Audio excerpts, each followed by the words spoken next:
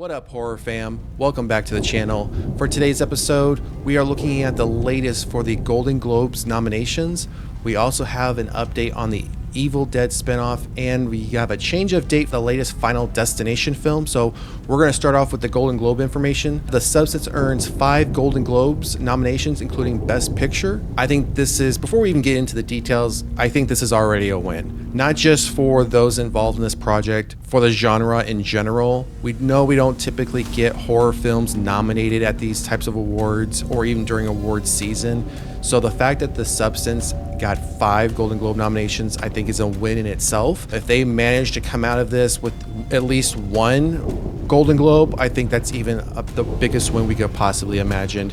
It's unfortunate though that Nosferatu won't be considered for the upcoming award season, that we won't get that until probably 2026 season. I think if Nosferatu had released a couple months earlier, we definitely would have gotten Nosferatu probably cleaning the table amongst a lot of these. But nonetheless, I'm glad to see that The Substance has gotten 5 nominations. So let's look at some of the details here. The nominations for next year's 82nd Annual Golden Globe Awards were just announced this morning. The Substance has been recognized in multiple categories. Submitted by Mubi in the Best Motion Picture Music or Comedy category, Fargate's body horror movie has been officially nominated in that category, as well as 4 other categories. The Substance has been nominated for the following Golden Globes. So as we just mentioned, Best Motion Picture Musical or Comedy.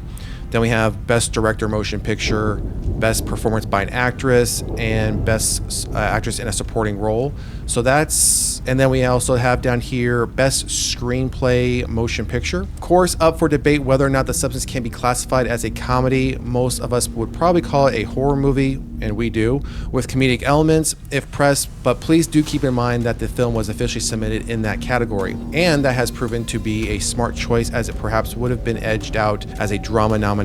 There is no Best Motion Picture Horror category at the end of the day. The Substance is streaming exclusively on Distributor Movie's own streaming service, but you can also purchase the film digitally on outlets including Amazon and Fandango at home. Then we go on to talk about, a little bit about what the movie is. We have one of the images here, which if you've seen the film, you know what this image is, you know exactly what's happening here, but I won't spoil that for anybody just in case someone hasn't seen the film. As we have said and covered on not just The Substance, but horror films in general, when award season comes up or talks of awards come up, I'm a big proponent of the fact that it's great that these nominations are happening, especially for a film like The Substance. I don't view it as a musical or comedy. It's interesting that it got submitted under that category. Even more so interesting that it got nominated as one of the finalists. It does have some comedic aspects to it, but I wouldn't necessarily classify it as a comedy. It would definitely be a horror film for me, and that's how I view it. Glad it got 5 nominations. I think it does still put some light on our genre, brings attention to our genre, and if it comes out with at least 1 Golden Globe going forward, I believe some studios and studio heads will probably look at the genre a little bit differently, not just based on what The Substance has done, but even what Terrifier 3 did from a profit perspective. I think these types of films and the draw to them, the desire to see more of them, might get studios thinking we need to look at this and maybe take a different approach when it comes to horror films and all the subgenres that fall under it, whether it's the possession, zombies, killer clowns, psychological thrillers, everything that falls under the as a subgenre for horror. I think we'll eventually start to get more eyes on it. And as we've talked about recently, going into next year, we have at least 10, 11 horror films between January and the end of February. So 2025 is going to be a pretty heavy horror film season, and I'm looking forward to what those projects can bring, especially since a lot of them are new. They're not all sequels, and they're not all feeling like a rinse and repeat of the slasher films that we've seen in the past. So excited for this. We'll keep an eye on this, and hopefully again that The Substance can come out with at least 1 Golden Globe win. All right, so moving on, Sebastian Vicek's Evil Dead Burn releasing in 2026. In the wake of last year's box office hit Evil Dead Rise, the franchise is getting set to expand with 2 new movies, one of which is being directed by Sebastian. Taking to Instagram this afternoon, Vicek has announced that his Evil Dead movie is officially titled Evil Dead Burn, and he teases in the photo's caption that it will be released in 2026. Based on the Evil Dead by Sammy Raimi, Evil Dead Burn is being directed by Sebastian, who co-wrote the screenplay with Florette Bernard. Check out the script's cover page below. And then we have just he's a French filmmaker. It talks about he also did Infested as well. So let's just jump down some more of the information. I told the studio that I wanted to make a nasty film, a film that hurts, from which you come away tested, Sebastian told. Speaking about his Evil Dead project, I'm going to put all the horror I have inside. It will be cathartic, and if I haven't ruined my career, I can continue to make films behind it. I will move on to something other than horror. I can understand that. You don't necessarily, some people don't want to spend their entire career in one genre, but sometimes people do, and they're very successful at it. Ghost House Pictures has also recently hired Francis Galoppi to write and direct yet another brand new Evil Dead movie, which doesn't have a title yet. Deadline noted the project is described as an original story that Galoppi developed and brought to Raimi and team. No word on a plot or who will be producing, as it's early days here. We have just some more information about what the previous Evil Dead film was from Sam. And here's the picture that they're referring to that Sebastian put on his Instagram. So it's just a cover page of the script with the name written by and then based on the Evil Dead by Sam Raimi.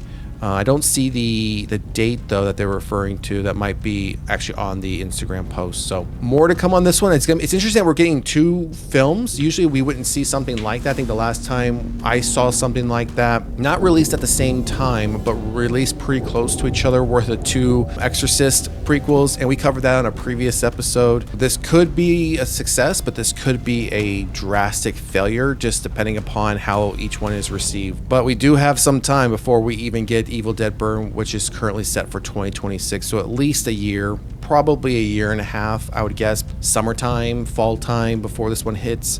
So at least a year and a half, considering we still have a full month before December 2024 is even over. So, all right, so going into our last topic for today's episode, Final Destination Bloodlines gets a May release date. Flower Vale Street moves to 2026. Last year, Final Destination 6, which is going by the title Final Destination Bloodlines, finally, after years of development and a 13-year gap between sequels, made its way through production. Franchise producer Craig Perry previously let it be known that the film was aiming for a theatrical release in 2025. In time to celebrate the 25th anniversary of the release of the original film.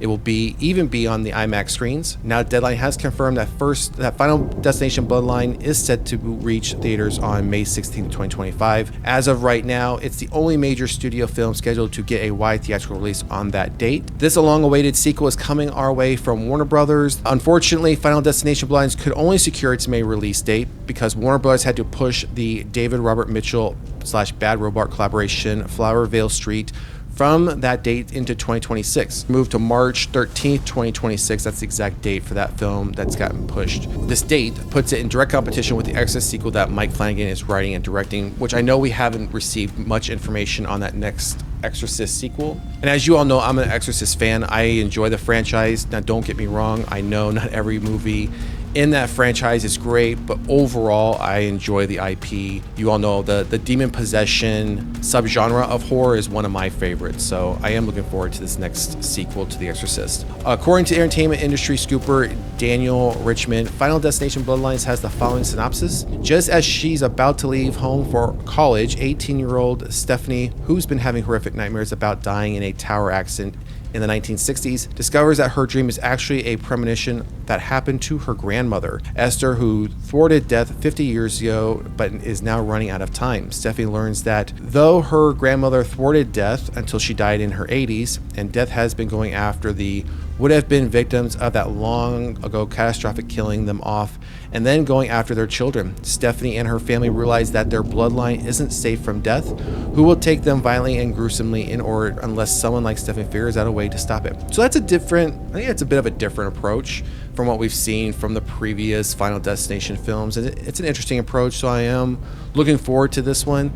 Not all the Final Destination films have been great. I remember when the first one came out, it was one of those ones that was very different at the time. And again, consider the time it was released. Looking back on it now and comparing it to today's films, it's not very different from what we've seen. But again, if you look at the time it was released, it was a very different spin into the horror genre. So we just go on to talk about casting and some of the things that these creators and people have worked on as well. This is good news for Final Destination fans that we've been waiting for the sequel. Again, as I mentioned, 13 years since the last one. While we are great to get this one sooner, it's unfortunate for those that have probably been waiting on the other film that just got bumped back to was at Flowervale Street that gets bumped to 2026, early 2026. So if you're looking forward to that film next year, unfortunately, now you're going to have to wait, and Final Destination is taking its place. So we will be looking out for a trailer on this one. Since the date got moved up, I'd imagine they will have a trailer available probably early next year, if not at least a teaser trailer.